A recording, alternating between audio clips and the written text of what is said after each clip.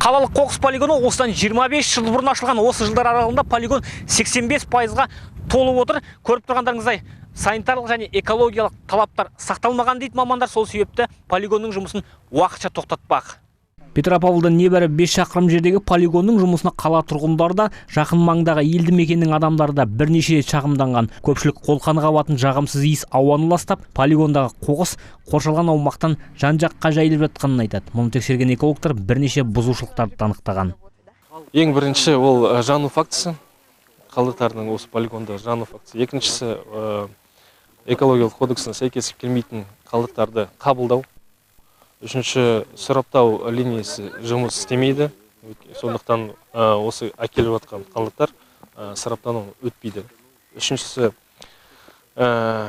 тұрмыстық қалдықтардың полигон аумағы қоқыспен ластанған.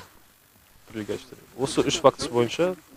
Яғни экологиялық кодекске сәйкес полигон аумағындағы полиэтилен, пластмасса, шыны, металл, қағаз қалдықтар іріктеліп, қайта өңдеуге жіберілу керек. Бірақ бұл жұмыстарды жүргізілмей үйіле береді екен. Бұл қоршаған ортаға зиян дейді мамандар. 2018 жылдан бері Қызылжар тазалық серіктестігіне тиесілі қоқыс аумағында мамандар 4 жылда 6 рет тексеріс жүргізген. Серіктестік басшылығы бұл жөнінде бізге жауап беруден бас тартты.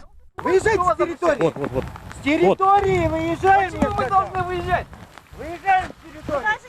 Ал Қызылжар аумағындағы Бәйтерек ауылы маңындағы қоқыс полигоны тіпті заңсыз болып шықты. 8 гектар аумаққа жайылған қоқыс орнында 70 мың тонна тұрмыстық қалдықтар, тіпті малдың өлекселеріне дейін төгілген екен.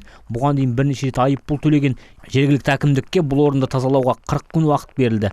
Бірақ билік бұл мүмкін емес дейді. Бескөл ауылдық округінің территориясында және көрші округтардың аумағында Қазақстан Республикасының экологиялық кодексіне сәйкес полигон салуға жер жоқ. Өткені солтүстік бөлікте 20-25 километр аумақта ол қала орналасқан, ауылдық елді мекендер және батыс бағытында Есіл бассейні, су арналары, оңтүстік және оңтүстік шығыс бағытта Чапаев, Тайыншаға қаратай және Есіл ауданына қаратай Смирновтық мемлекеттік заказник орналасқан.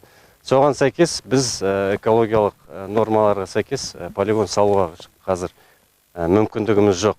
Сондықтан менің ойымша заңнамаға өзгерістер енгізу керек, немесе жоғары деңгейде бұл мәселені шешуге үлес қосуға тиіс деп ойлаймын жоғарғы мекемелер.